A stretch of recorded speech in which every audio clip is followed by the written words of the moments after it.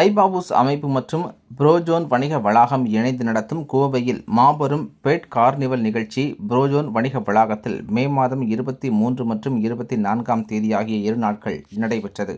கோவை சரவணம்பட்டி பகுதியில் புரோஜோன் வணிக வளாகம் இயங்கி வருகிறது. இந்த வணிக வளாகத்தில் கோவையில் மாபெரும் பெட் கார்னிவல் நிகழ்ச்சி நடைபெற்றது. இதில் சென்னை, பெங்களூர் மற்றும் தமிழகத்தின் பல்வேறு பகுதிகளில் இருந்து சுமார் 100க்கும் மேற்பட்ட பலதரப்பட்ட நாய்களின் கண்காட்சி, ஃபேஷன் ஷோ மற்றும் பூனைகள் கண்காட்சி, பறவைகள் கண்காட்சி, வண்ண வண்ண மீன்கள் கண்காட்சி, பலதரப்பட்ட மாடு, ஆடுகள், ஒட்டகம், குதிரைகள் கலந்து கொண்டது. இது பார்வையாளர்களை வெகுவாக கவர்ந்து கொண்டது.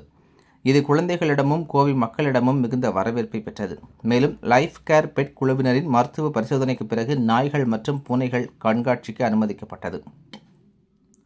தொடர்ந்து ஷூமேக்ஸ்கே 9 குழுவினரின் நாய்கள் சாகச நிகழ்ச்சிகளும் பார்வையாளர்களிடையே மிகுந்த வரவேற்பை பெற்றது.